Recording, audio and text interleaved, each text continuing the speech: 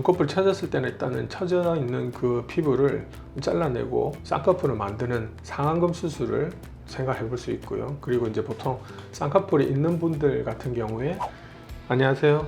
K인젤 성형외과 이장호 원장입니다.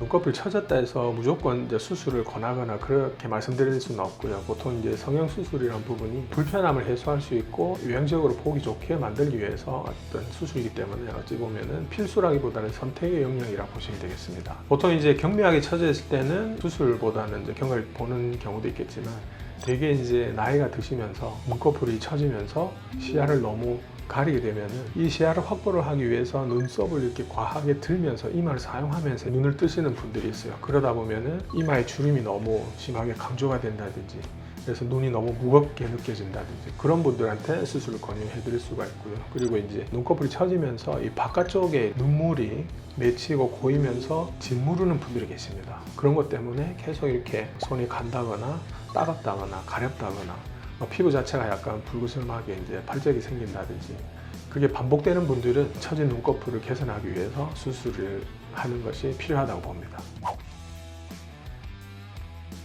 눈꺼풀 처졌을 때는 일단은 처져 있는 그 피부를 잘라내고 쌍꺼풀을 만드는 상안검 수술을 생각해 볼 수 있고요. 그리고 이제 보통 쌍꺼풀이 있는 분들 같은 경우에 눈썹 밑에서 피부를 잘라서 끌어올려서 처진 부분을 개선할 수 있는 눈썹 하악 거상술 크게 두 가지로 나눠볼 수가 있겠습니다. 일단 상안검 수술은 젊은 분들 같은 경우에 쌍꺼풀 수술하고 비슷하다 보시면 되는데 젊은 분들이 하는 쌍꺼풀 수술에 비해서 눈꺼풀의 처짐 정도가 대부분 이제 심하시기 때문에 눈꺼풀 피부를 잘라내는 양이 조금 더 많고 넓다고 보시면 되겠습니다. 그래서 일단 쌍꺼풀 적당한 높이를 이제 디자인을 한 다음에 늘어지고 처진 부분의 피부를 충분히 제거를 해주고요.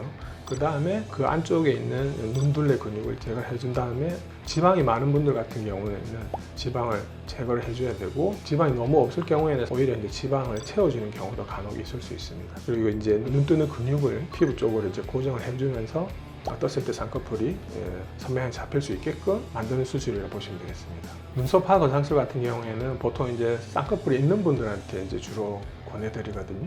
기본적으로 쌍꺼풀이 없는 분들 같은 경우에는 상안검 수술을 먼저 이제 보내드리고요. 선명한 쌍꺼풀을 가지고 있는 분들 중에 나이가 드시면서 처지면서 뒤쪽으로 갈수록 계속 이렇게 덮이거나 떨어지는 분들이 계십니다. 그런 분들 같은 경우에는 인상의 변화를 최소화하면서 처진 것만 이제 해결할 수 있는 방법이 눈썹 밑에서 이제 피부를 잘라내서 처진 만큼 제거를 한 다음에 끌어올려서 고정을 해서 봉합을 하는 수술이 이제 눈썹 하악 거상술이라고 보시면 되겠습니다.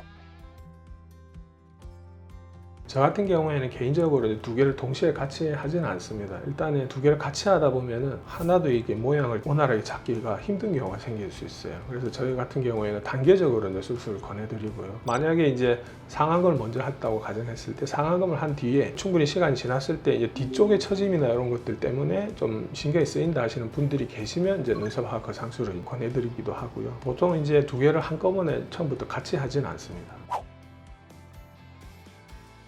젊은 분들 같은 경우에도 눈꺼풀의 처짐 정도가 다 달라요. 선천적으로 되게 많이 이제 처져 있는 분들 같은 경우에는 피부가 늘어진 것 때문에 거의 상안검에 준해서 피부를 많이 잘라내야 되는 경우가 생길 수 있습니다. 그런 경우에는 거의 쌍꺼풀 수술이 상안검과 거의 유사하다 보시면 될 것 같아요. 처진 눈 때문에 고민하시는 분들이 계시다면은 저희 병원에 오셔가지고 충분한 상담을 한번 받아보시는 게 도움이 되실 거라고 생각이 됩니다. K인젤 성형외과 이장호 원장이었습니다. 감사합니다.